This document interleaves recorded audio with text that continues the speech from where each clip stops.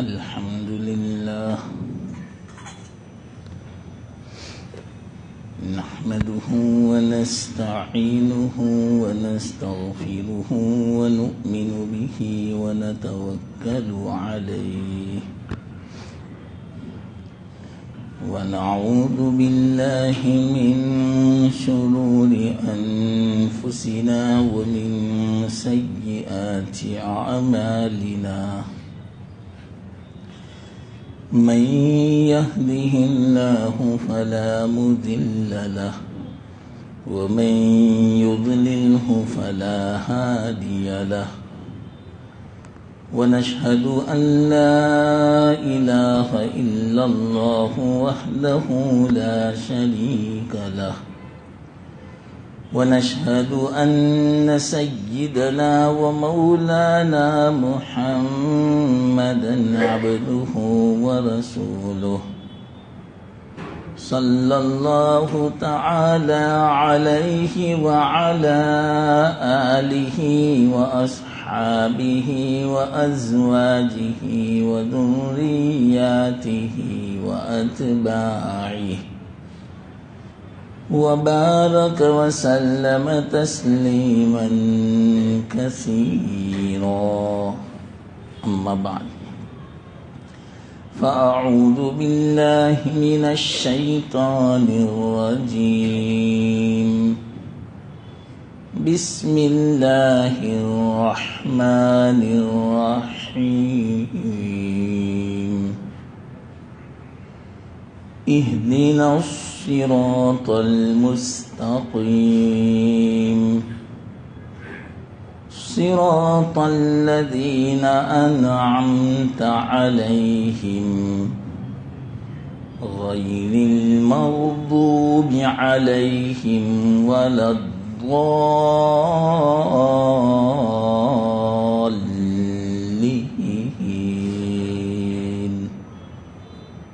آمين صدق الله العظيم. محترم دوستو بزرگوں،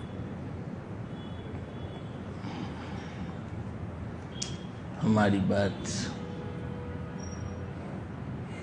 استقامت پر چل رہی تھی. پہلے میں آپ کو خلاصہ کہہ دوں،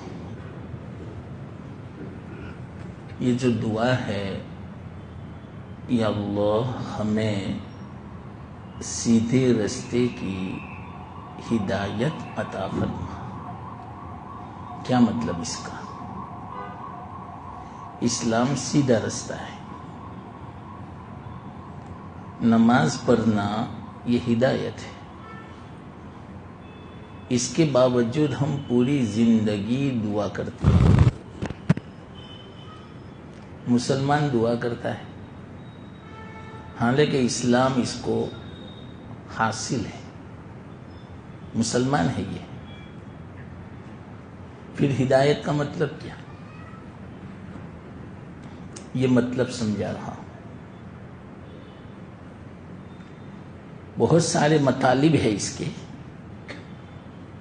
لیکن میں نے بڑے جو 4 مطلب ہیں وہ میں نے کہا تھا. اس میں سے 2 مطلب تو مکمل ہو چکے، تیسرا مطلب سمجھا رہا تھا. پہلا مطلب کیا تھا؟ صرف ایک نماز نہیں، پوری زندگی اللہ نمازوں کی توفیق دیتا رہے.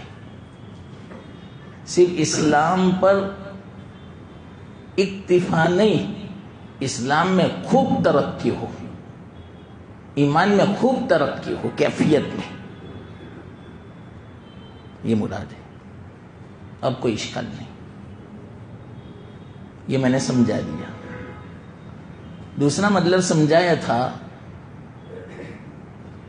اصل قبول ہے. نماز تو پڑھی لیکن قبول نہ ہو، تلاوت کی لیکن قبول نہ ہو، تو کیا فائدہ؟ تو تو ہم اللہ تعالیٰ سے یوں کہہ رہے ہیں اللہ جو عبادت کی توفیق دے رہے اس کو تو قبول بھی فرما. یہ دوسرا مطلب یہ بھی سمجھا دیا الحمدللہ. تیسرا مطلب ہمارا چل رہا ہے. یہ مطلب بڑا زبردست ہے. عجیب و غریب دعا ہے یہ.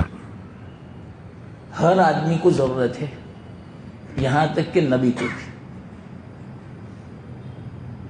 اس سے اس کی اہمیت کا اندازہ لگاؤ اس مطلب کا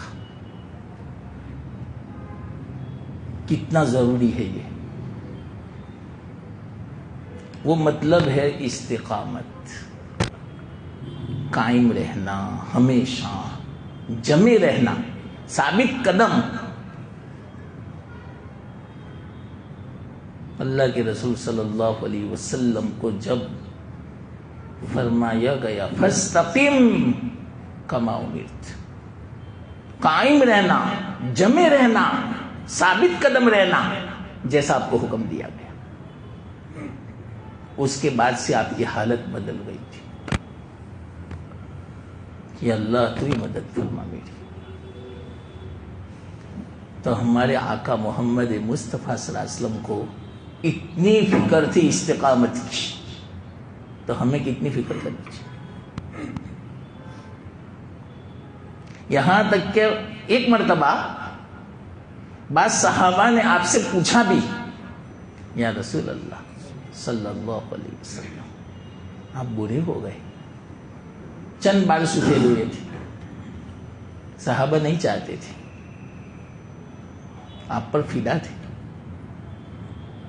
آپ ہر وقت جوان رہیں, ہر وقت صحت مند رہیں. یہ محبت تھی. چاہے میں بیمار پڑ جاؤں, چاہے میں برا ہو جاؤں, چاہے میں مر جاؤں, کوئی حرج کی بات نہیں, منظور ہے مجھے. صحابہ کی یہ حالت تھی. جس وقت وفات ہوئی صحابہ نے فرمایا تھا یا اللہ آپ کے ہر منٹ کے بدلے میں, ہر لمحے کے بدلے میں ایک صحابی کی جان اگر چاہیے تو ہم دینے کے لیے تیار ہیں, لیکن آپ کی عمر میں اضافہ ہو, آپ کی زندگی میں برکت ہو. یہ صحابہ کی حالت تھی. چند بال سفید دیکھے کتنے تھے معلوم؟ داڑھی مبارک میں اور سر مبارک میں 20 سے زیادہ بال سفید نہیں تھے. آپ کی کیسی قوت ہوگی, کتنے حالات آئے آپ پر, سب برداشت کی, کوئی اثر طبیعت پر تھوڑا بہت پڑا, ہم جیسے تو کب سے ختم ہو جا رہے ہیں. آج کل نہیں, تھوڑا ٹینشن آتا ہے, تھوڑی طبیعت خراب ہوتی ہے, ڈائبٹیز ہو گیا, پریشر ہو گیا, آپ کو کچھ نہیں. کتنی قوت ہے برداشتوں کی. یہ بھی ہے سب حدیثوں میں, لیکن ابھی یہ مضمون نہیں ہے میرا. تو چند بال سفید ہوئے تھے. اللہ کے رسول صلی اللہ علیہ وسلم نے کیا فرمایا معلوم؟ ایک روایت سے پتہ, اس آیت نے مجھے بوڑھا کر دیا. اب آپ ہی بتاؤ ہماری حالت کیسی ہونی چاہیے؟ فکر کرو استقامت کی. حدیث میں آتا ہے, بہت ڈرنے والی حدیث ہے. کون سی حدیث؟ اللہ کے رسول صلی اللہ علیہ وسلم ارشاد فرماتے ہیں انسان پوری زندگی نیک عمل کرتا ہے, اب اس کی موت میں 1 گز کا فاصلہ باقی رہتا ہے, تھوڑی دیر, 1 گز, 5-10 منٹ. اتنی دیر میں ایسا وہ عمل کرتا ہے جس کی بنا پر وہ جہنم کا مستحق ہو جاتا ہے. حدیث میں نعوذ باللہ ثم نعوذ باللہ. بس آپ اس سے اندازہ لگاؤ یہ دعا کتنی ضروری ہے. اللہ تعالیٰ نے، آپ اندازہ لگاؤ، اس دعا کو روزانہ ہم چاہیں یا نہ چاہیں دن میں 10 مرتبہ کرتے ہیں، لیکن توجہ دو، توجہ اس وقت توجہ کی ضرورت ہے، توجہ سے پڑھو، اور خاص کر کے اس دعا کا استحضار رکھو، دھیان رکھو اس وقت، اہدنا الصراط المستقیم، یا اللہ مجھے استقامت دے، بولنا مت اردو میں ورنہ نمک فاسد ہو جائے گی، توجہ کرنا۔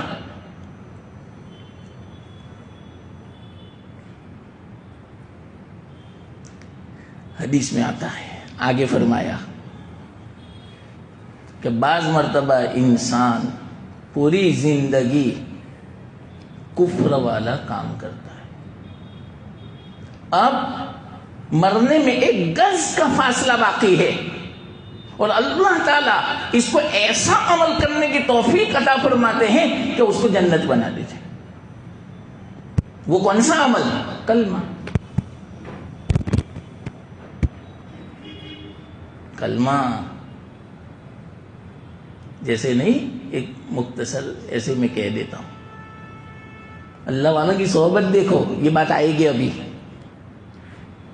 کتنی مؤثر ہے، اس کو معمولی مت سمجھو۔ اللہ کا احسان مانو کہ یہاں آپ کو اچھے اچھے علماء مل جاتے ہیں، اللہ والے مل جاتے ہیں۔ ابھی میں نے سفر کیا امریکہ کا، کینیڈا کا، ترستے ہیں لوگ۔ ایک بیان میں یہ بات آئی، غنیمت سمجھو علماء کو، کسی بھی طرح وقت نکالو، تھوڑی دیر بیٹھنے کا ان کے پاس۔ ایک آدمی گھر پہ بیان سن رہا تھا میرا، دوڑتا ہوا آیا گاڑی میں، بیان کے بعد مجھے ملے، مولانا بہت اچھی بات کہی، یہ جو علماء کے بارے میں کہا آپ نے، اللہ والوں کی صحبت اختیار کرو، علماء کی صحبت اختیار کرو، بہت ضروری بات تھی، جب ہی ایمان بچ سکتا ہے۔ بڑے میاں تھے بیچارے، افسوس کر رہے تھے، شکایتیں کر رہے تھے،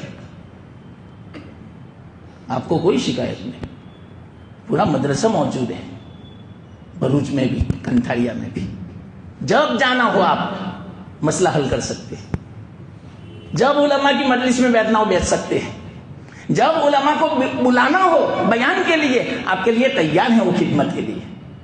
کتنی بڑی نعمت ہے یہ، تو یہاں آپ کو پتہ نہیں ملتی ہے اس بنا پر، جہاں نہیں ملتی ان کو پوچھو، ترستے ہیں۔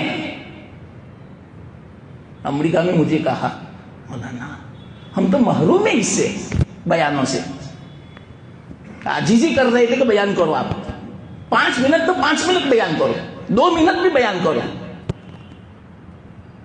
لوگوں کو جلدی ہے، 2 منٹ کر دو بیان کھڑے کھڑے، ترستے تھے لوگ۔ آپ کو تو مفت کا یہ حلوہ ملا ہے، بہت بڑی نعمت ہے جی، اس کو معمولی مت سمجھنا۔ اتنی دین کی تفصیل سے بات ان کے سامنے آتی ہی نہیں، بہت بڑی نعمت ہے، اللہ کا احسان مانو اس کو۔ تو 5 منٹ باقی ہوتی ہے زندگی میں، ایسا عمل اللہ کروا لیتا ہے کہ جنت کا مستحق ہو جاتا ہے۔ اور وہ کون سی بات معلوم؟ اللہ والوں کی صحبت کی برکت سے، یہی لکھا ہے، چاہے بات سمجھ میں آوے یا نہ آوے، اس کی برکت ہے عجیب۔ اللہ تعالیٰ نے تاثیر رکھی ہے، ہر چیز میں تاثیر ہے، ہمیں محسوس نہیں ہوتی۔ پانی میں تاثیر ہے، پیاس ختم ہوتی ہے پانی سے، کھانے میں تاثیر ہے، بھوک ختم ہوتی ہے، برف میں تاثیر ہے، ٹھنڈک کی، آگ میں تاثیر ہے، حرارت کی۔ یہ تو اللہ کی سنت ہے، اللہ کی سنت بدلا نہیں کرتی۔ تو اسی طرح اللہ والوں کی صحبت کی تاثیر ہے کہ ایمان پر ختم ہوتا ہے، بہت بڑی نعمت ہے یہ۔ تو 5 منٹ کی دیر ہوتی ہے اور اللہ توفیق دے دیتے. تو اس پر میں مختصر واقعہ سناؤں, یاد آیا اس لیے. ہو سکتا ہے پہلے سنایا ہو, لیکن ابھی بات آئی تو ذرا دل نشین ہو جائے آپ کی واقعے سے. قصے سے بات یاد بھی رہتی ہے, دل نشین ہو جاتی, سمجھ میں آتی ہے. ایک بنیا تھا دیوبند میں. بنیوں کا تو اکثر تجارت ہی کا کام ہوتا ہے اور سودی کاروبار ہوتا ہے. مولانا قاسم نانوتوی رحمت اللہ علیہ ان کی دکان سے مال لیتے تھے, سامان لیتے تھے. جب پیسے آتے چکا دیتے تھے. بہت محبت تھی بنیے کو, غیر مسلم تھا لیکن حضرت سے محبت تھی. روزانہ آپ کے پاس بیٹھنے آتا, عصر کے بعد مجلس ہوتی تھی حضرت کی, تو وہ بھی آتا. حضرت کو پتا نہیں تھا کہ وہ بیمار پڑا, بعد میں پتا چلا کہ وہ تو انتقال کر گیا. انتقال کے بعد خواب میں آئے حضرت کو, خود مولانا خود بیان فرماتے, قاسم نانوتوی حجت الاسلام,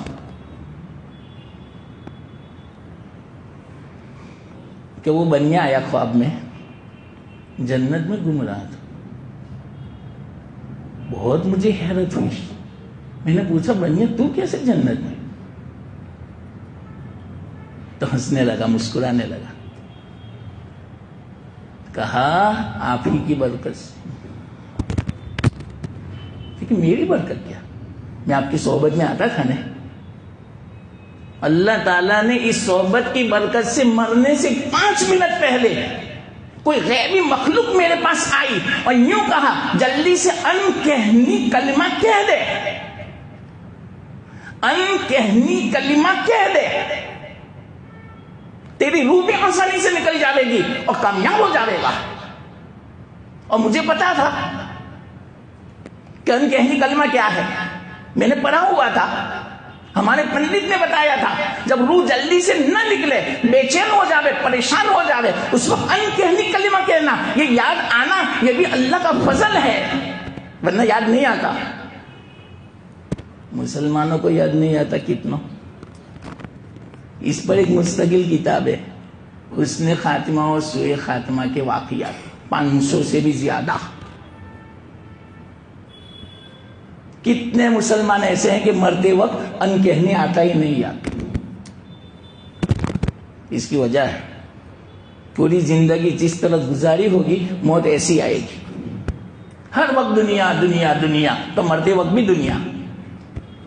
کوئی کلمہ بلائے گا پھر بھی کلمہ نہیں نکلے گا زبان سے. یہ تو حدیث میں بھی صحابہ نے شکایت, یا رسول اللہ صلی اللہ علیہ وسلم, ایک نوجوان ہے, ایک حدیث میں نوجوان کا لفظ ہے, غلام, نوجوان, اور ایک حدیث میں صحابی کا نام ہے حضرت القمہ. ہم اتنا کلمہ پڑھاتے ہیں, یا رسول اللہ اس کی زبان سے کلمہ ادا ہی نہیں ہوتا. وہ بہت کوشش کرتا ہے لیکن کلمہ نہیں نکلتا. دنیا بھر کی باتیں اس کی زبان سے جاری ہوتی ہے لیکن کلمہ جاری نہیں ہوتا. اللہ کے رسول نے فرمایا کہ اس نے اپنی زندگی میں کلمہ تو پڑھا تھا, کہ ہاں پڑھا تھا, پھر کیوں نہیں جاری ہوتا؟ چلو میں آتا ہوں. بڑے بڑے صحابہ گئے, ان سے کہا بولو کلمہ پڑھو, لیکن میری زبان سے نہیں نکلتا. یا رسول اللہ کے رسول صلی اللہ علیہ وسلم کو بھی منع فرمایا. یا اللہ, مسلمان صحابی. اس لیے استقامت کی دعا مانگتے رہو, اللہ استقامت دے واقعیت ایمان پر. استقامت یعنی مرتے دم تک ایمان پر قائم. یہ دعا ہے اہدنا الصراط المستقیم کا معنی. اللہ کے رسول تھے, اللہ نے بتا دیا کیوں کلمہ نہیں نکلتا. اللہ کے رسول نے فرمایا ان کی اماں زندہ ہے, تو کہ ہاں جاؤ بلاؤ. امی سے پوچھو کہ ہم آگ جلائیں اور آگ میں آپ کے بچے کو ڈالیں, آپ تیار ہو؟ تو کہ نہ, یہ کیسے ہو سکتا ہے؟ تو کہ آپ کا بچہ مرنے کے بعد آگ میں ہی جانے والا ہے, اگر تو نے معاف نہیں کیا تو معاف کر دے. تو کہ اچھا, تو کہ ہاں, یا رسول اللہ میں نے معاف کر دیا. بس اتنا بولنا تھا کہ صحابی کی زبان سے لا الہ الا اللہ محمد الرسول اللہ صلی اللہ علیہ وسلم، اللہ کے رسول صلی اللہ علیہ وسلم کے سامنے کلمہ بھی پڑھا اور اللہ کے رسول صلی اللہ علیہ وسلم کے سامنے روح بھی قبض ہو گئی. کتنی اچھی موت. لیکن کب ہوا؟ ماں نے معاف کیا تو اس سے پتا چلا مسلمان ہے لیکن ماں باپ ناراض ہیں، کلمہ نہیں نکلتا. حدیث میں اس لیے راضی کر لو جس کے ماں باپ ناراض ہوں تو معاف کر دو جو کچھ ہوا، کمی بیشی ہو گئی ہو. ہاں تو بنیے نے کہا آپ کی بھی نہ پر کیسے؟ تو دنیا میں بھی فائدے میں رہا، آخرت میں بھی فائدے میں رہا، دنیا میں بھی کچھ عمل نہیں کیا اور سود لیتا رہا، کتنا فائدہ اٹھایا، اور مرتے وقت بھی تو فائدے میں رہا. آپ کی صحبت کی برکت سے مرتے وقت ایک غیبی مخلوق آئی اور اس نے یوں کہا ان کہنی جو کلمہ ہے اس کو تو کہہ دے. اور مجھے پتا تھا، مجھے پنڈت نے بتایا تھا کہ اگر روح جلدی سے نکلے نہیں اور پریشان ہو جاوے تو ان کہنی کلمہ کون سا ہے معلوم؟ لا الہ الا اللہ محمد الرسول اللہ. یہ بولا اور روح قبض ہوئی میری. دیکھیں 5 منٹ کی دیری تھی موت کے میں. حدیث میں ہے یہ بات. اللہ کے رسول صلی اللہ علیہ وسلم نے فرمایا کہ بعض مرتبہ پوری زندگی کفر پر عمل کرتا ہے، ایک گز باقی رہتا ہے جہنم میں جانے کے لیے، لیکن اللہ تعالیٰ اس کو توفیق دے دیتے ہیں ایسے عمل کی کہ جس کی بنا پر وہ جنتی ہو جاتا ہے. تو اخیر تک ہمیں استقامت کی دعا کی ضرورت ہے کہ اللہ قائم رکھنا. اسی بنا پر دعا تو دیکھو، اس دعا کو معمولی مت سمجھو، ہر مسلمان کو یاد ہونی چاہیے یہ دعا. تو کلام مجید کی دعا ہے ربنا لا تزغ قلوبنا بعد اذ ہدیتنا وہب لنا من لدنک رحمہ انک انت الوہاب. یا اللہ لا تزغ قلوبنا، ہمارے قلوب کو ٹیڑھا نہ کرنا، سیدھا رکھنا، ہمیشہ مرتے دم تک استقامت پر رکھنا، ٹیڑھا نہ رکھنا. لا تزغ قلوبنا بعد اذ ہدیتنا، ہدایت کے بعد ہدایت دے دی الحمدللہ، ہم مسلمان ہیں، نماز کی توفیق ملتی ہے، توفیق عمل کی ملتی ہے، سنتوں کی توفیق ملتی ہے. اب ٹیڑھا نہ کرنا کہ توفیق چھین لی جاوے. یہ مطلب ربنا، سب سے بڑی دعا تو یہ جو ہمیں ہدایت ملی اسلام کی، اس اسلام کی ہدایت کو چھین نہ لینا، ہمارے قلوب کو ٹیڑھا نہ کر دینا کہ جس کی بنا پر اسلام پر اعتراض پیدا ہو، عمل کی توفیق چھین لی جا رہی. 2 کجی ہے، یاد رکھنا. 2 قسم کی کجی ہوتی ہے. ایک فکر کی کجی یعنی عقیدے کی کجی، اور ایک عمل کی کجی. کجی یعنی ٹیڑھا پن. ان دونوں ٹیڑھا پن سے ہماری حفاظت فرمانا یا اللہ. فکر کے ٹیڑھا پن سے بھی ہماری حفاظت فرمانا اور عمل کے ٹیڑھا پن سے بھی حفاظت فرمانا. ہمارا عمل سیدھا ہو، ایسا عمل جس سے تو راضی ہوتا ہو، ایسا عمل جو جنت کا مستحق بناوے، ایسا عمل کہ جس کے بنا پر ہماری دنیا بھی بن جاوے، آخرت بھی بن جاوے. ایسے عمل کی توفیق دینا یا اللہ، اور ایسی فکر کی توفیق دینا، ایسے عقیدے کی توفیق دینا جو عقیدہ صحیح ہو، غلط نہ ہو، جو ہمیں گمراہ نہ کرتے ہوئے. یہ مانا ربنا لا تزغ قلوبنا کا. بعض مرتبہ معمولی فکری کجی جو ہوتی ہے گمراہی کا سبب بن جاتی. اور وہ کجی کہاں سے پیدا ہوتی ہے معلوم؟ بری صحبت سے. مثال کے طور پر آپ یہاں آتے رہتے مجلس میں، اللہ مجھے توفیق دیتے ہیں، قرآن حدیث کی جو بات ہوتی ہے، ہمارے بزرگوں کی جو بات ہوتی ہے وہ بیان کرنے کی. بعض مرتبہ کوئی آدمی کسی ایسے عالم کی مجلس میں چلا جاتا ہے، آپ کو پتا نہیں کہ یہ گمراہ ہے، اس کی فکری سوچ الگ ہے، صحیح راستے سے بالکل بدلی ہوئی ہے، آپ کو پتا بھی نہیں چلتا، آپ کو شک میں مبتلا کر دیتے ہیں، آپ کو شک میں مبتلا کر دیتے ہیں. میں امریکہ کا جو واقعہ سنا ہوں، کیا واقعہ معلوم؟ وہاں بیان ہوتا تھا تو ایک آدمی نے ایک عالم سے شکایت کی کہ یہ عمل کوئی ضروری نہیں ہے. پوچھا کیوں ضروری نہیں؟ تو ایک عالم نے کہا. کیا کہا عالم نے؟ تو کہ پہلے اپنا عقیدہ صحیح کرو، عمل تو دوسرا نمبر.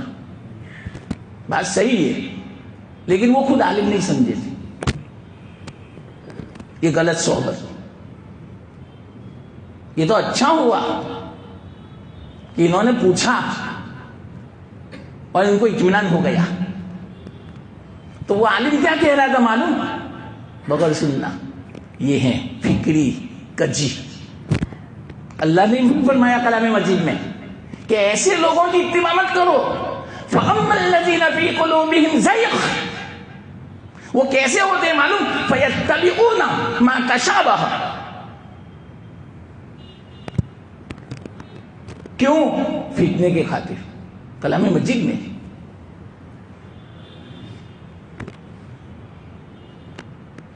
تو کون سی کجی؟ فکری کجی. انہوں نے کیا کہا معلوم؟ کہ پہلے عقیدے کی اصلاح کرو پھر عمل. عقیدہ صحیح ہے تو عمل آپ کا قبول ہوگا، ورنہ نہیں. ٹھیک ہے، کیا بولو تو کہ کلام مجید میں کیا ہے؟ استوى علی العرش،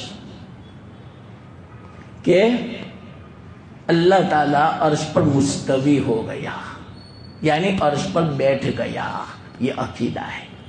یہ مانو پہلے کہ ہاں جس طرح ہم کرسی پر بیٹھتے ہیں، تخت پر بیٹھتے ہیں، اس طرح اللہ بیٹھا. حالانکہ یہ مانا نہیں ہے. یہ ہے کجی. علماء سے پوچھو آپ، وہ خود گمراہ تھے. 10 کو گمراہ کیا امریکہ میں. ان کو بلایا گیا. بھائی آپ ایسی بات کیوں کرتے ہو؟ یہ ضروری ہے. استواء علی العرش ضروری کسے کہتے ہیں؟ قبر میں جس کے بارے میں سوال ہو. آپ ہی بتاؤ قبر میں اس کا سوال ہوگا؟ تو کہنا نہیں ہوگا. تو کہ یہ عقیدہ ہے، اس کا کیا؟ بیچارے کو پتہ نہیں تھا. عقیدے 2 قسم کے، یاد رکھنا آپ کو میں کہہ رہا ہوں. عقیدے 2 قسم کے ہیں. ایک عقیدہ ایسا ہوتا ہے جس پر نجات کا ذریعہ ہے. وہ عقیدہ آپ کا صحیح ہوگا تو تم آخرت میں نجات پا جاؤ گے. اور ایک عقیدہ ایسا کہ جس کا نہ ہونا کوئی حرج کی بات نہیں، اس پر نجات موقوف نہیں ہے. یاد رکھنا. ان میں سے استواء علی العرش مثال کے طور پر کوئی نہیں مانتا تو کوئی حرج کی بات نہیں. ایمان کا مدار اس پر نہیں ہے. ایمان کا مدار دوسرے عقائد پر ہے. اللہ کو ایک مانو، کتاب پر ایمان رکھو، اللہ کے رسول کو رسول مانو، تمام انبیاء کو مانو، آخرت کو مانو، روز جزا کو مانو، قبر کو مانو، 2 مرتبہ اٹھنا اس کو مانو. اللہ اکیلا ہے. یہ عقیدے ایسے ہیں کہ جس پر ایمان کا مدار ہے، اس کے بغیر نجات ممکن ہی نہیں ہے. اور دوسرے عقیدے مثال کے طور پر استواء علی العرش، دوسرا عقیدہ حیات النبی کا. اس میں بہت اختلاف ہے کہ نبی اپنے قبر میں حیات ہے یا نہیں. ہم اہل سنت والجماعت کا عقیدہ ہے کہ حیات ہیں، لیکن اگر کوئی نہیں مانتا تو ایمان کا مدار اس پر نہیں ہے. یاد رکھنا. تو اب آپ یوں کہے نہیں حیات النبی کا عقیدہ پہلے مانو، اس کے بعد بھی تمہارا عمل صحیح ہوگا، یہ غلو ہے. سمجھو بات. یہ بیچ میں بات آ گئی، فائدے کی بات ہے، علمی بات ہے. الحمدللہ. تو اگر آپ حیات النبی نہیں مانتے، بہت تو آپ اہل سنت والجماعت میں سے نکلیں گے، ایمان میں سے نہیں نکلیں گے. استواء علی العرش کا حقیقی جو معنی ہے، حالانکہ یہاں مجازی معنی مراد ہے کہ استواء علی العرش کا مطلب کیا؟ ہم بولتے ہیں کہ نہیں بھائی پی ایم کی کرسی کس نے سنبھالی، کون تخت پر بیٹھا؟ کہ پھلانا. حالانکہ وہ تخت پر نہیں بیٹھا، پھر بھی ہم اس طرح بولتے ہیں نا تخت پر بیٹھا. اس کا مطلب کیا کہ کون اس منصب پر فائز ہوا, اس منصب کا مستحق کون ہوا, کس کے ہاتھ میں سلطنت آئی, کون بادشاہ بنا, یہ مراد ہوتا ہے. تو استوا علی العرش کا مطلب کیا, پوری دنیا کی بادشاہت اللہ کی ہے, پوری دنیا کی سلطنت اللہ کی ہے, اللہ سب کا بادشاہ ہے, یہ معنی مراد ہے. اس کو مجازی معنی مراد لیتے, حقیقی مراد نہیں. حقیقی معنی تو تخت پر اس طرح بیٹھنا جس طرح میں بیٹھا ہوں. اللہ اس سے پاک ہے. کیوں؟ اس طرح بیٹھنے کی ضرورت اس کو ہوتی ہے جس کا جسم ہو, اور اللہ جسم سے پاک ہے, تو اللہ کو بیٹھنے کی کوئی ضرورت نہیں ہے. تو کیا مطلب اس کا؟ اس کا مطلب مجازی کہ اللہ کی حکومت ہے پوری دنیا میں, اللہ کی سلطنت ہے پوری دنیا میں. اس کو بولتے مجازی معنی. دوسرا معنی مراد لینا. جیسے آپ کو میں مثال سمجھاؤں کہ یہ خالق تو شیر ہے, حالانکہ شیر ہے, شیر 4 پیر والوں کو کھار کھانے والا ہو, تو کیوں آپ شیر کہتے ہیں؟ شیر کا حقیقی معنی مراد نہیں ہے درندہ, کھار کھانے والا, گوشت زندہ جانوروں کا کھانے والا. یہاں خالد شیر ہے. اس کا مطلب کیا؟ شیر جیسا بہادر. تو یہ بہادر جو ہے نا یہ مجازی معنی ہوا, اور حقیقی معنی جانور کا, کھار کھانے والا, جنگل کا راجا مراد ہے. حقیقی معنی تو استوا علی العرش, اس کا حقیقی معنی یہ ہے کہ اللہ گدی پر بیٹھا اس طرح 4 جانور الٹی پالٹی. تو وہ کیا کہوں, بولنا پڑتا ہے مجھے مجبوراً. یہ سلفی لوگ یہ فتنہ پھیلاتے ہیں, بہت فتنہ پھیلایا امریکہ میں. قریب تھا سب چھوڑ دیتے لوگ, نماز بھی چھوڑ دیتے ہیں, سب چھوڑ دیتے. کیوں؟ انہوں نے ایسی پٹی پڑھائی, ایسا سکھایا کہ تم اللہ کو تو مانتے نہیں. تو اچھا ہوا سوال کیا, سمجھایا ان کو کہ اس کا مطلب ایسا عقیدہ کہ جس پر ایمان کا مدار ہو. استوا علی العرش پر ایمان کا مدار نہیں ہے. یہ تو کیسا ہے معلوم؟ یہ بھی ایک مثال دو, بات آ گئی تو سن لو. امام احمد بن حنبل رحمۃ اللہ علیہ کے زمانے میں عباسی حکومت تھی. اس وقت معتزلہ لوگ, معتزلہ جو ہٹے ہوئے تھے, معتزلہ نے اعتدال صحیح رستے سے ہٹے ہوئے تھے, انہوں نے ایک مسئلہ کھڑا کیا. فتنہ, مسئلہ کیا؟ فتنہ. یہ کلام مجید میں دیکھو, ایک بات اور میں کہوں, قرآن میں 2 قسم کی آیتیں ہیں. پورے کلام مجید کا خلاصہ 2 قسم کی آیتیں ہیں, ایک متشابہ, ایک محکم. محکم کا معنی کیا؟ ایسی آیت جو بالکل واضح ہو, ترجمے سے آپ سمجھ میں آ جا رہے ہیں. مثال کے طور پر احل اللہ البیع وحرم الربا, اللہ نے بیع و شراء کو, خرید و فروخت کو, تجارت کو حلال قرار دیا اور سود کو حرام قرار دیا. اس کو بالکل ہر آدمی سمجھ سکتا ہے, سمجھے یا نہیں سمجھے؟ اور اسی طرح اللہ تعالیٰ نے فرمایا لا یسخر قوم من قوم, کسی کا مذاق نہ اڑانا, کسی کا برا لقب مت دینا, کسی کے بارے میں بدگمانی مت کرنا, کسی کی غیبت مت کرنا. صاف واضح مانا. واقیم الصلاۃ, نماز پڑھو, وآتوا الزکات, زکات دو. یہ بالکل واضح ہے. حرمت علیکم امہاتکم, تمہاری مائیں تم پر حرام ہے, ان کے ساتھ نکاح نہیں کر سکتے. تمہاری وبناتکم, تمہاری بیٹیاں حرام ہیں. واخواتکم, تمہاری بہنیں حرام ہیں, یعنی ان کے ساتھ نکاح کرنا الی آخری. یہ بالکل واضح ہے, اس کو بولتے ہیں محکم. اور دوسری متشابہ, جس کا معنی اللہ کے علاوہ کوئی نہیں جانتا. جیسے مثال کے طور پر ید اللہ, اللہ کا ہاتھ. بھائی کیا مطلب اللہ کا ہاتھ؟ سلفی کیا کہتے ہیں کہ ایسا ہی ہاتھ جیسا ہمارا ہے. کون سمجھا؟ لیکن ہمارے کتنے یہاں کے نوجوان ان کی شکار ہو جاتے ہیں. یہ سلفی نہیں, وہ سلفی نہیں ہے, اپنے آپ کو سلفی کہتے ہیں. غلط ہے، یہ ہے غیر مقلد. سلفی مت کہو، وہ اپنے آپ کو سلفی کہتے ہیں. سلفی کا معنی ہے کیا؟ ہم تو صحابہ اور اللہ کے رسول کی اتباع کرنے والے سے. خاص تم صحابہ کی اتباع کرنے والے ہو، تم تو مخالف ہو ان کے، لیکن تم نہیں سمجھ سکتے، اس لیے تھوڑی دیر بھی ان کے پاس مت بیٹھنا. کجی آ جاوے گی، فکری کجی. یہ میں آپ کو سمجھا رہا ہوں. کجی دو قسم کی ہے، ایک فکری کجی، ایک عملی کجی. فکری کجی بہت خطرناک ہے، سوچ بہت خطرناک ہے، عقیدہ بدل دے گا آپ کا. تو امام احمد بن حنبل رحمۃ اللہ علیہ کے زمانے میں ایک معتزلہ نے فتنہ برپا کیا تھا. کون سا؟ کلام اللہ مخلوق. حالانکہ یہ عقیدہ ایسا نہیں ہے، اور سننا، کہ جس عقیدے پر ایمان کا مدار ہو. یہ عقیدہ نہیں بھی رکھو گے پھر بھی تم مومن ہو، پھر بھی انشاءاللہ تمہاری نجات ہے.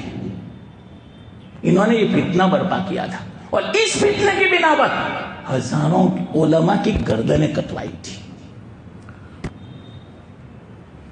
معتصم باللہ منصور اس کے زمانے میں ایک عالم مسیح پہ ایسے تھے پوری اسلامی حکومت میں، امام احمد بن حنبل رحمۃ اللہ علیہ، جو اپنی بات پر جمے رہے. بہت انہوں نے ظلم کیا امام احمد پر، عجیب و غریب داستان ہے. بعد میں ایک عالم آئے، ابو طالب مکی، غالباً نہیں عبدالعزیز مکی، یاد آیا، بہت بڑے عالم. ان کو بلایا گیا. لمبا واقعہ ہے، کیسے بلایا، ایک گھنٹہ چاہیے اس کو بیان کرنے کے لیے، اتنا لمبا واقعہ ہے. یہ سب میں نہیں بیان کرتا، آخری میں کہتا ہوں. معتصم باللہ سے کہا، بادشاہ سلامت، میں آپ سے ایک بات پوچھتا ہوں. بڑے بڑے علماء موجود تھے ان کے، معتزلہ، کہ یہ عقیدہ ایسا ہے کلام اللہ مخلوق کہ مرنے کے بعد اس کا سوال ہوگا؟ لیکن سوال نہیں ہوگا. چلو ایک بات علماء سے بھی تصدیق کروائی. پھر پوچھا کیا یہ عقیدہ کلام مجید میں ہے؟ تو کہنا نہیں.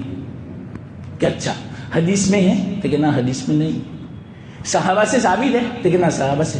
پھر کیوں ایسے عقیدے کے پیچھے پڑے ہو کہ جس سے ہزاروں علماء کی گردنیں آپ کٹوا رہے ہو؟ کیوں ایمان کا اور کفر کا مدار اس عقیدے پر آپ رکھتے ہو؟ اور قیامت کے دن مرنے کے بعد قبر میں بھی اس کے بارے میں سوال نہیں ہوگا. تو مجھے اس سے یہ سمجھانا ہے کہ بعض عقیدے ایسے ہیں کہ جن پر ایمان کا مدار نہیں ہے، نجات اس پر موقوف نہیں ہے، بس صرف عقیدہ ماننا ہے اہل سنت والجماعت میں شامل ہونے کے لیے.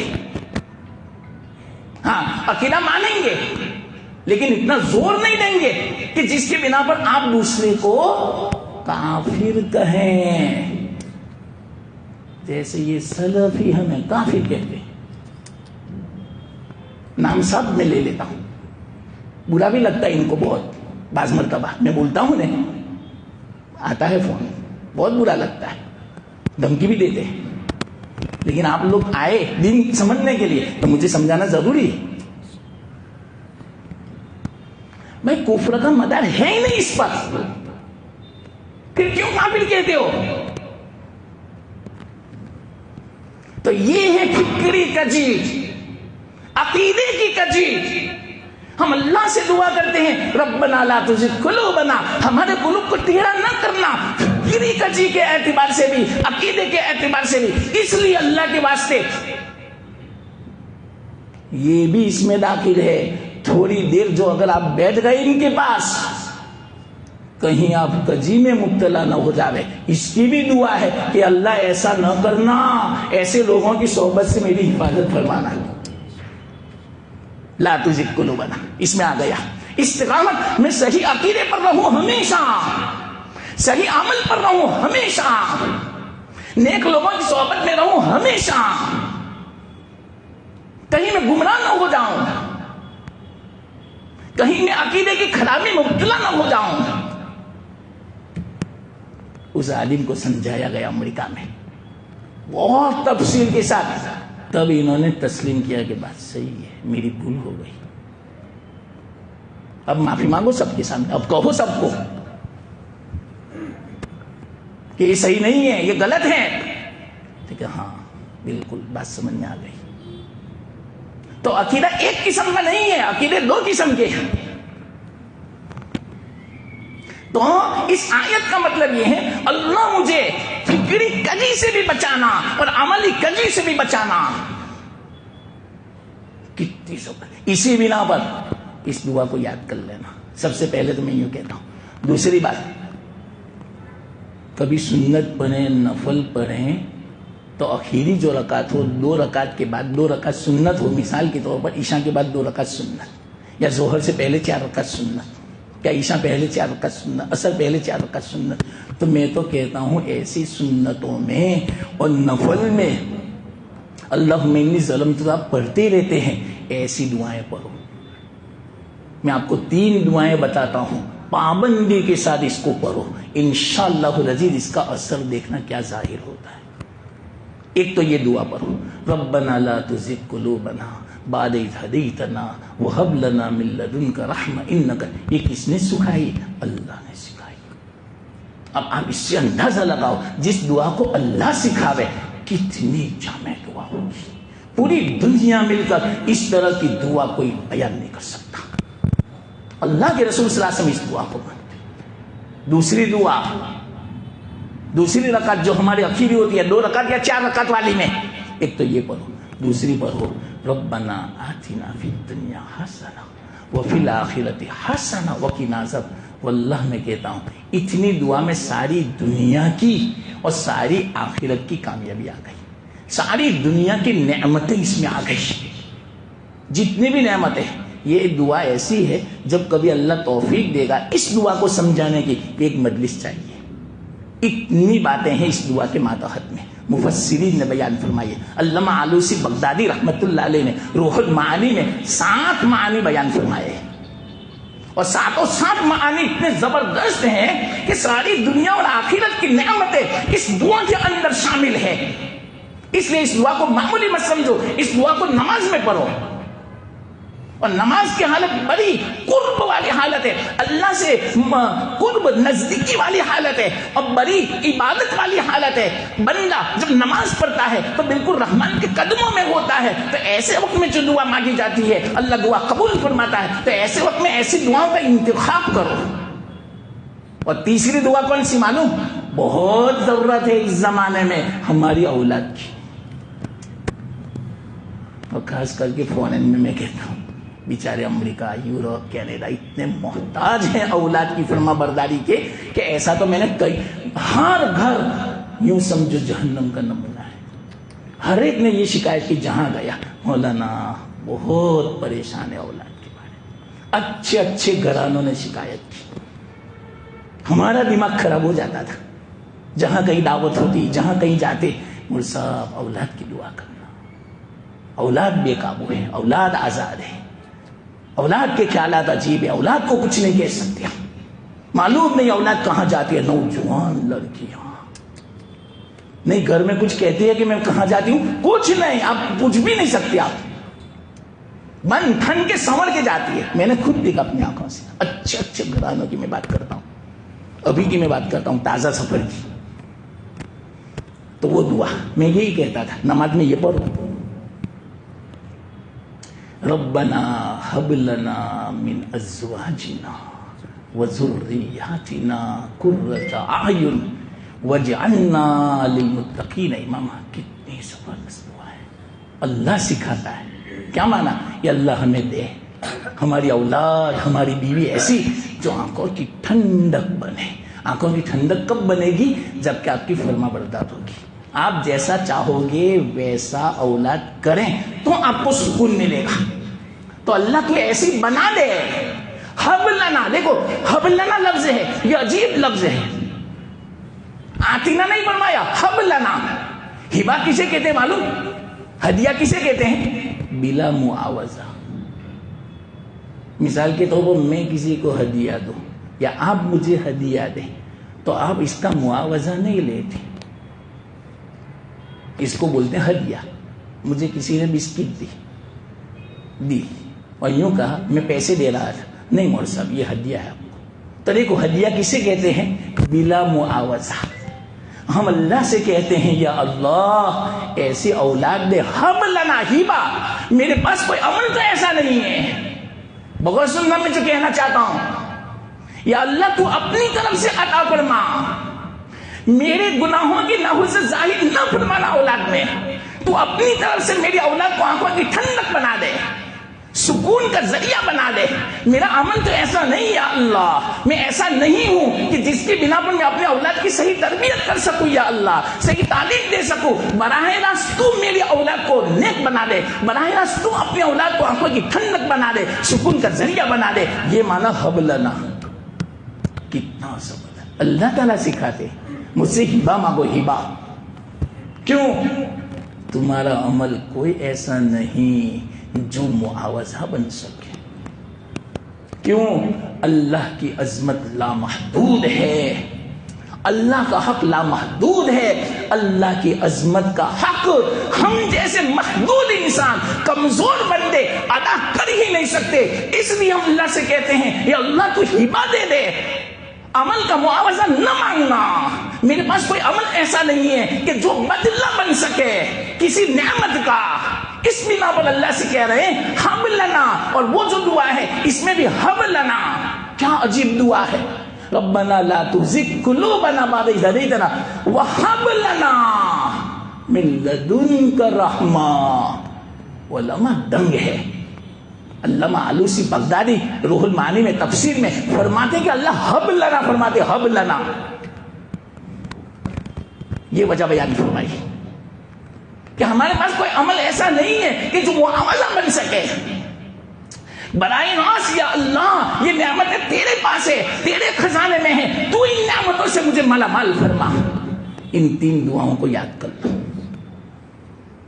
ربنا لا تزغ قلوبنا بعد إذ هديتنا وهب لنا من لدنك، کیا عجیب دعا ہے، وهب لنا من لدنك، رحمت کا مطلب سمجھے، یا اللہ تو ہماری طرف سے رحمت دے، رحمت کا مطلب مفسرین نے بیان فرمایا، یہاں رحمت سے خاص رحمت مراد ہے، یعنی استقامت اور ثابت قدمی، حسن خاتمہ اور جنت، یہ مراد ہے۔ کتنی دعائیں آ گئی، کیوں؟ استقامت ہوگی مرتے دم تک تو ایمان پر خاتمہ ضروری، دیکھو میں آپ کو ترتیب بتا رہا ہوں، استقامت ہوگی تو حسن خاتمہ ہوگا، حسن خاتمہ ہوگا تو جنت ہوگی۔ تو ہم اللہ سے کہہ رہے ہیں وَهَبْ لَنَا مِن لَدُنْكَ رَحْمَةً، فرض میں بھی پڑھ سکتے، ہاں یہ مت سمجھنا کہ فرض میں نہیں پڑھ سکتے، ابھی عشاء کی نماز ہے، آپ نے تحیت پڑھ لی امام کے ساتھ، درود شریف پڑھ لی، پھر بعد میں آپ نے اللہم انی ظلمت نفسی نہیں پڑھا، اس کے بجائے یہ دعا پڑھ لی، کوئی حرج کی بات نہیں، یہ تو قرآن کی دعا ہے اور وہ حدیث کی دعا ہے، پڑھ سکتے ہیں آپ، معمول بناؤ اس کو، کبھی اللہم انی ظلمت بھی پڑھ لے، کبھی یہ بھی پڑھے، اور خاص کر کے تہجد میں پڑھ، بہت اچھا وقت ہے سہانا، اللہ کی رحمتوں کے نزول کا وقت ہوتا ہے، نماز کا وقت ہے، نماز کے وقت میں خاص رحمت اللہ کی متوجہ ہوتی ہے، اس وقت ہمارا ذہن متوجہ ہوتا ہے، توجہ ہوتی ہے، استحضار ہوتا ہے، تو ایسے وقت میں تو خود دعا کرو، سجدے میں کرو، اللہ کے رسول صلی اللہ علیہ وسلم تہجد میں سبحانک اللہم ربنا وبحمدک اللہم اغفر لی، یہ پڑھتے تھے سجدے میں، اور پڑھتے تھے اللہم انی اعوذ بعفوک من عقابک واعوذ برضاک من سخطک واعوذ بک منک جل وجہک لا احصی ثناء علیک انت کما اثنیت علی نفسک۔ اللہ کے رسول فرماتے ہیں حضرت عائشہ کو، اے عائشہ اس دعا کو سجدے میں پڑھا کر، جبرائیل نے مجھے سکھائی اور جبرائیل نے مجھے تاکید کی، یا رسول اللہ اس دعا کو سجدے میں پڑھا کرو، کیا دعا ہوگی، اور جبرائیل کو کس نے بتایا؟ اللہ نے بتایا۔ تو یہ ساری دعائیں اہدنا الصراط المستقیم میں آ گئی، کیسی جامع آیت ہے بتاؤ؟ تو اہدنا الصراط المستقیم، تیسرا معنی میں آپ کو سمجھا رہا ہوں استقامت کا، کہ اللہ مستقیم رکھنا۔ ہاں تو فکری کجی نہ ہو، یہ بھی استقامت ہے۔ عقیدے کے اعتبار سے یا اللہ میں گمراہی میں مبتلا نہ ہو جاؤں، یاد رکھنا میں آپ کو ایک مثال سے بات سمجھاتا ہوں۔ حضرت مفتی شفیع صاحب نے یہ بات سمجھائی ہے مثال سے، کیا عجیب بات کہ بعض مرتبہ کسی ایسے عالم کی صحبت میں آپ بیٹھتے ہیں، ان کا بیان آپ نے سن لیا، آپ کو بہت اچھا لگا، آپ کے دل میں اتر گیا، لیکن آپ تو عوام ہو، آپ کو پتہ نہیں کہ یہ بات صحیح تھی یا غلط، آپ کے دل میں اتر گئی، آپ کے دل میں وہ خیال پیدا ہونے لگا، تو شروع میں تو آپ کو احساس نہیں ہوا، تھوڑے تھوڑے آپ ٹیڑھے ہونے لگے، کجی پیدا ہونے لگی۔ اب یہ کجی کہاں تک پہنچا دے گی معلوم؟ ہزاروں کلومیٹر دور، دو چیزوں کے درمیان میں ہدایت اور دلالت، ان دو کے بیچ میں ہزاروں کلومیٹر کا فاصلہ ہو جائے گا، پھر تم ہدایت پر آنا بھی چاہو گے نہیں آ سکو گے۔ ایک منٹ کی نحوست بغیر سننا میں آپ کو سمجھانا چاہتا ہوں، ایک منٹ کی پوری صحبت کے بنا پر آپ ہدایت سے کوسوں دور ہو گئے۔ اس کی مثال کیا معلوم؟ حضرت مفتی شفیع صاحب نے دی، میں یہاں کی مثال دوں۔ مثال کے طور پر ہم ٹرین میں جاتے ہیں، اگر احمد آباد جانا ہو تو بروڈا سے دو پٹریاں الگ ہوتی ہیں، ایک احمد آباد والی، ایک دلی والی، لیکن جہاں سے الگ ہوتی ہے وہاں پر کتنا فرق ہوتا ہے؟ فاصلہ 1 انچ کا ہوتا ہے نا، بس تھوڑا۔ لیکن اگر وہی گاڑی 1 انچ کے فاصلے پہ 1 انچ سے ادھر چلے جاوے تو ادھر کیا جاوے گا؟ دلی پہنچ جائے گا۔ اب احمد آباد کتنا دور ہو گیا؟ ہزاروں کلومیٹر دور ہو گیا۔ شروع میں تو اتنا ہی لگا تھا، تو شروع میں تو ہم ایسے عالم کی صحبت میں بیٹھے، بس معمولی میں بیٹھا نہیں، ایک بات تو میں نے بس سنی، دل میں اتری، ارے ایک بات نہیں، یہی ایک بات آپ کو ہزاروں کلومیٹر ہدایت اور گمراہی کے بیچ میں کوسوں دور کر دے گی۔ شروع میں اتنا ہی لگتا ہے، اس میں کیا حرج کی بات ہے؟ وہ بھی تو دین کی بات کرتے ہیں، ارے تمہیں پتہ نہیں کہ وہ دین کی بات کیسی کرتے ہیں، وہ گمراہی کی بات کرتے ہیں۔ تو یہ ہوگا، یہ ہے فکری کجی، عقیدے کی کجی۔ تو ہم یوں کہتے ہیں ربنا لا تزغ قلوبنا، ہمارے دلوں کو ٹیڑھا نہ کرنا، فکر کے اعتبار سے بھی، عمل کے اعتبار سے بھی۔ عمل کے اعتبار سے بھی ٹیڑھا ہو جاتا ہے آدمی، اللہ بچاوے۔ جیسے وہ حدیث میں نے سنائی، ایک مختصر واقعہ سناتا ہوں۔ آدمی اپنے عمل پر نہ اتراوے، گھمنڈ نہ کرے، میں تہجد کا پابند ہوں، میں نماز کا پابند ہوں، میں ہر سال چلے لگاتا ہوں، زندگی کی 4 مہینے لگا دیے، نہیں، خبردار، میں تعلیم میں بیٹھتا ہوں، وہ تو تعلیم میں بھی نہیں بیٹھتا، وہ نماز میں بھی نہیں آتا، اس نے تو کبھی اللہ کے راستے میں وقت بھی نہیں لگایا، قربانی بھی نہیں، کبھی ایسا مت بولو، بہت خطرناک چیز ہے یہ۔ کس وقت اللہ توفیق چھین لے رہے اس طرح بولنے کی بنا پر؟ عملی کا جی، اللہ سے دعا کرتے رہنا چاہیے آدمی کو کہ اللہ مجھے استقامت عطا فرمانا، اس عمل پر، نماز کی پابندی پر، تہجد تلاوت کی پابندی پر، دین کی خدمت پر۔ کس وقت کیا ہوئے کہہ نہیں سکتے، اللہ بے نیاز ہے۔ بہت عجیب و غریب واقعات پیش آئے ہیں دنیا میں، عبرت انگیز واقعات، رونگٹے کھڑے ہو جاوے، ڈر لگے، ایسے واقعات، اللہ بچاوے۔ ایک مختصر میں وہ بات میں سناتا ہوں، مصر کا واقعہ، عربی کتاب میں لکھا ہے۔ ایک مؤذن تھے، 40 سال سے اذان دیتے تھے پابندی سے، 5 وقت کی، مینارے پر چل، پہلے اسپیکر نہیں تھا، تو ایک مرتبہ ایسا ہوا 40 سال کے بعد، گھر سامنے تھا عیسائی کا، کوئی آیا ہوگا کرائے پر، ان کی نوجوان لڑکی تھی، اس پر نظر پڑ گئی، پسند آ گئی، دیکھتا رہا، حرام تھا، پہلی نظر نیچے کر لینی تھی، استغفر اللہ پڑھ لینا تھا، لیکن اس کو معمولی سمجھ. دیکھو معمولی ایک اس کا فاصلہ کہاں تک پہنچا رہا ہے. دیکھو شروع میں اتنا ہی ہوتا ہے عمل کے اعتبار سے بھی, عقیدے کے اعتبار سے بھی, لیکن کہاں تک پہنچا رہا ہے معلوم؟ جہنم تک. اور اچھا عمل ہوگا تو جنت تک. کیا ہوا معلوم؟ نظر نہیں نیچے کی, چڑھا تھا, نماز کے بعد فوراً وہاں گھر گیا اور منت سماجت کی. بہت سب کہا کہ یہ آپ کی بچی ہے. تو کہ ہاں مجھے بہت پسند ہے. تو کہ کیسی بات کرتے ہو, تم مسلمان ہو, ہم عیسائی ہیں, پسند آ گئی تو کیا, کہ کیا آپ کہنا کیا چاہتے ہیں کہ ہم اپنی بچی کا نکاح تو عیسائی کے ساتھ کرا سکتے ہیں, تمہارے ساتھ تھوڑی, کیونکہ میں عیسائی بن جاتا ہوں. نعوذ. معمولی نظر تھی, کہاں پہنچا دیا؟ عملی کا چیز. اللہ پتہ ہے بہت خطرناک چیز ہے.